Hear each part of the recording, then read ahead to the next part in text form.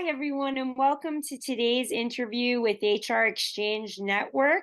I am your host for today and the editor of HR Exchange Network. My name is Francesca DiMeglio, and today I'm going to be sharing with you a video of an interview I did with a very special person who shared great information about mental health and wellness in the workplace. Her name is Michelle Matthews. She is the owner and founder of Matthews HR and Safety Consulting Services. But the reason she and I got together and did this interview was because she was also the charity director for HR Florida's Conference 2023, and she is the HR Tampa Charity and Certification Director. And in that role, she had some great knowledge of mental health and wellness and how to really help people. This is truly about putting the human back in human resources. So sit back, relax, and enjoy this conversation that can have an important implications in your own work and perhaps will have a personal impact on you as well. Tell me a little bit about how you decided to support this charity and what brought your recognition of mental health and wellness to the forefront. So I've always kind of known a little bit about mental health and the doing HR for as long as I did, but my personal life too, knowing the importance of making the stigma kind of go away, right? We all have challenges and some of us handle it one way or another. And then the opportunity came to be the charity director for HR Florida conference. And they said, Michelle, we want you to find a charity that would cover what we're doing in HR, what we deal with on a daily basis with our staff and how to best support them, but also something that would hit all 28 of our chapters. And so I went through the vetting process and I needed to bring several forward. And I kind of spoke on why they were important to me. And it happened to be that our president for HR Florida, Marty, she also had a big heart for mental health and supporting that, especially HR people coming out of COVID. Everybody coming out of COVID, but HR people feels like we got to punch almost every day in the face a little bit, right? So with that, and then sharing my story with the team, that's how we were able to go forward. And I partnered with Jared. He was the executive director for NAMI Florida all over, and then he started partnering with me and his local communities, and then all of our chapters were bringing them in-house, participating in walks, raising money, supporting our own education, our own mental health, but then finding those resources for our staff too. And it's just awesome. Yeah, that is really awesome. And I think what you said about the punch in the face during COVID, that just, I think there are so many specific groups, doctors, nurses. HR, though, is definitely one of them. We can't stress enough how much you had to do in that time frame. And now how many opportunities, obligations that you've taken on since then. So yeah, that's a really good point. Mental health, I want to stress this to our audience. We actually have a column about mental health for the HR community Oh, specifically, awesome. because of the fact that often they're tending to the people at work, but they have to tend to themselves too. So Mhm. that's really an important part of this. So tell me a little bit about how this ended up really supporting what HR is doing and what you really think the approach moving forward should be for HR practitioners when it comes to supporting their employees' mental health and wellness and their own. Yeah. So so many different parts of this. One of the nice things, because NAMI Florida, which is the National Alliance on Mental Illness, they have support groups, they have peer advisors, they have people who have kind of walked the walk before they maybe suffered through some addictions themselves, and some of those people were luckily unsuccessful at taking their own life. And just throughout my reach with all the HR people I've been working with, there's a lot of them that were in the same boat, and we would never see it, right? Because as HR, we have to kind of keep, I don't want to say a facade, but we have to keep our personal separate, right? Right. And a lot of times we take on, because we want to be such big supporters of our teams, we take on what they're going through and we try to help them the best way we can. I know a lot of my team, we've had people who've been unhoused and in domestic violence situations, and all we're trying to do is get them somewhere safe. And we can't share an HR. We have to almost keep HIPAA in a way, right? Of course. So we just keep packing it down. And with the support of NAMI, we've actually had people come into our chapter meetings and talk one-on-one with our teams in our local community. We had partnerships, going to some classes and learning, um, and then also getting that support to reach out, right? And one of the things that they brought in for us is, just like we listen for keywords, whether they're asking for a reasonable accommodation or they're asking for, FMLA, those types of things. There's certain keywords that we ourselves, when we're talking to each other, we're supposed to listen for, and not just say, "Oh, I'm fine." No, you're not fine. What's really going on? And kind of be an active listener and pry a little bit. We're good at that in HR. Sometimes we pry, Yeah.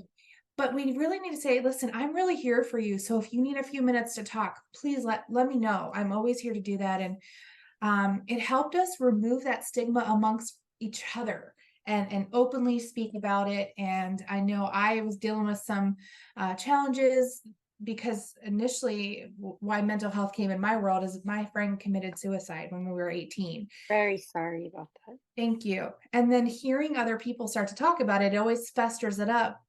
But it's nice to know that there are other people who have gone through that. And so, especially in HR, if we have someone we could talk to and then also bring those resources to our team, I think it makes us better. And it also lets each other know that self-care, and I'm going to quote Marty from HR Florida, self-care is not selfish. If we don't take care of ourselves, we're really not there for anyone else.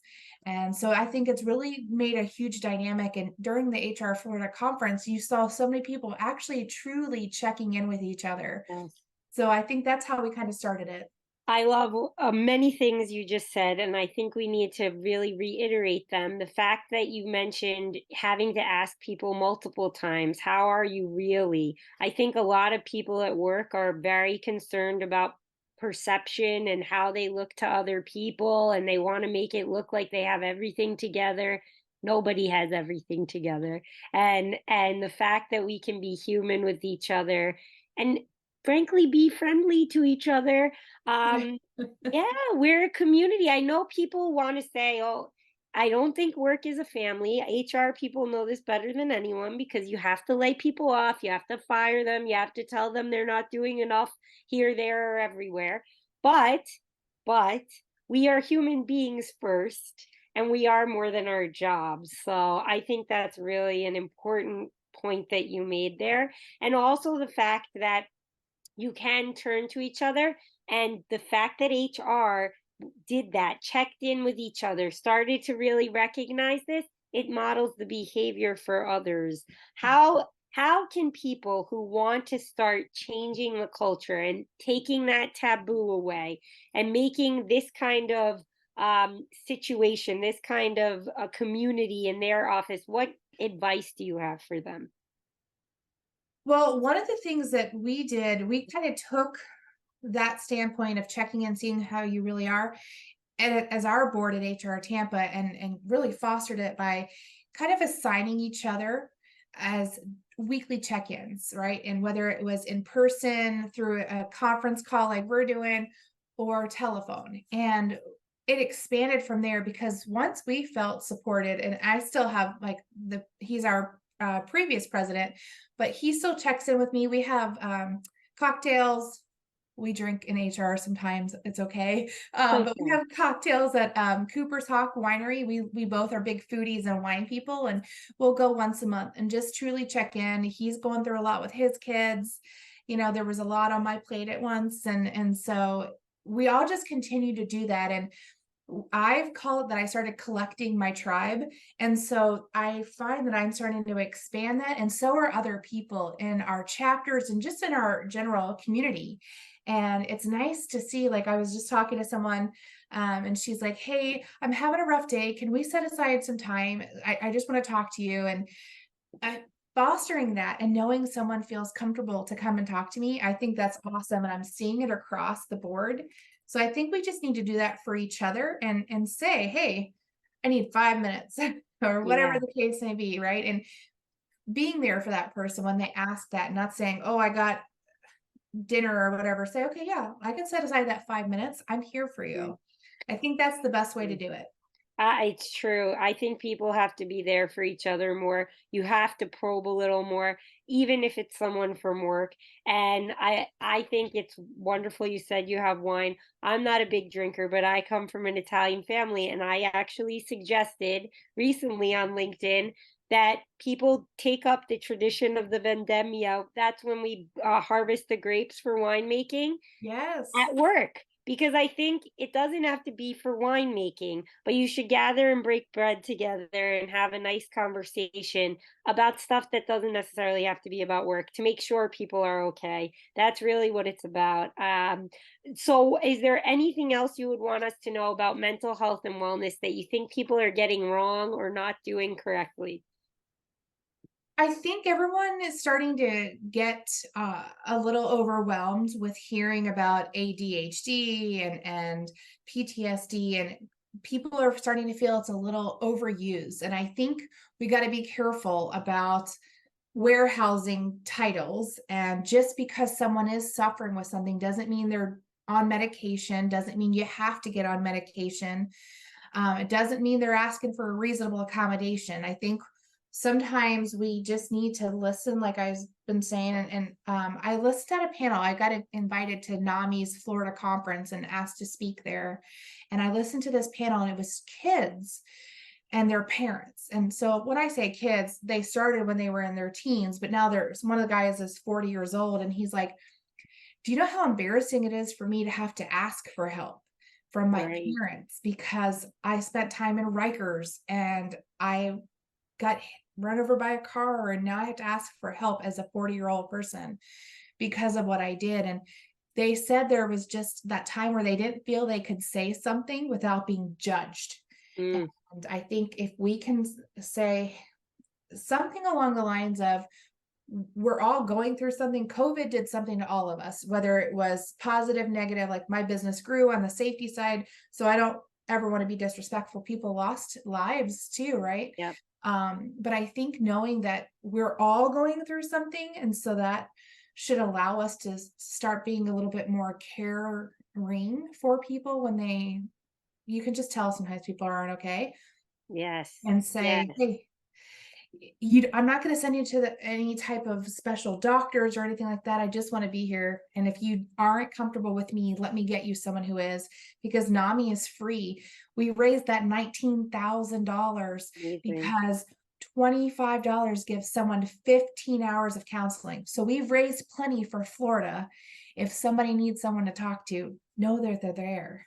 Yeah, and that can be done in other states. You can replicate that. Anyone who's watching this, you Yeah. can find other resources in your own states and communities. And we want everyone to know that there are options out there. This is actually the second interview I've done in 2 weeks where we talked about suicide prevention a bit. We will make sure that in the notes for this video that there is a link to the suicide prevention line. And I just wanted to commend you for what you're doing. I had one other question about the mental health and wellness aspect of it. I've talked to a lot of experts recently who really said HR maybe isn't getting it right, because they're thinking about it as though these are the benefits I can provide you. I can give you an employee assistance program. I can make sure your health insurance covers it, and they're not addressing maybe the work life balance issues like the scheduling and how people are being treated by managers or what's being expected of them that might be unrealistic. What are your some of your thoughts on that, and how can HR move forward? Yeah, so I do risk management as well, right? And that's a huge thing, especially in construction and for managers, frontline, with us being having to do way more with way less, right? Where our expectations are really really stressing people out, and we got to be careful with that. In construction, suicide is one of the largest, and it's, typically males who feel like they can't come forward. So yes, knowing that we have those resources, but as you mentioned, the work life balance and figuring it out. If we still need people to get the work done, all right, great. Let's look at our schedules. Can we do 4 10s versus however many days? If we're mandatory overtime, can we cut that back a little bit? Can we look at hiring some additional people to take that workload off? Can we give them maybe half days on Fridays, or pick something on a Wednesday and say, hey, we're just going to do 4 hours today and you guys have the rest of the day to go have fun. If you can't give them no day off, figure out about like a great lunch where it's something fun. We just did a pie contest the other day at one of my Mm. clients, and managers took pies to the face. Oh, that's great. You know what? It's all in good fun. We had dunk tanks, we had chili cook-offs. We gotta bring actual fun back to work a little bit too, because we Oh, are yeah. we're spending so much time and we're all zoomed out and we're overworked trying to catch up on things. So I think we need to do a better job at giving that work-life balance. Maybe bring therapy pet in that's hypoallergenic and give people some time off for that, something along those lines to help, because it's from the risk perspective, there's a higher chance they're going to get hurt at work, so that's going to make your mods go up as well. Right.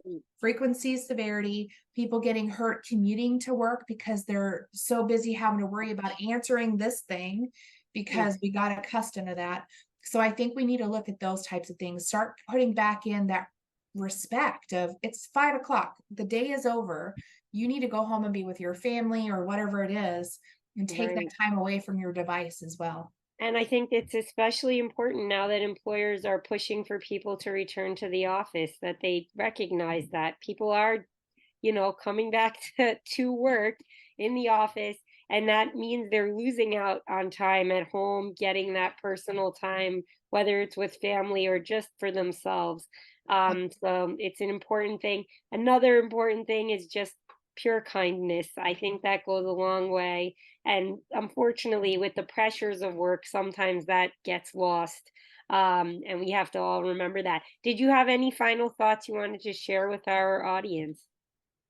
I'll just say, if you're unsure of what to do from an HR or a risk perspective, you're welcome to reach out to me. I'll take the time to help you think of some ideas that may work for your industry, because not everything works for everybody. But just try to start implementing. Even a small little bit is going to make a big impact. And we need to take care of each other and be kind, as you said. Yes, I think that is the perfect way to end this conversation. Thank you so much, Michelle, for joining us. And thank you, audience.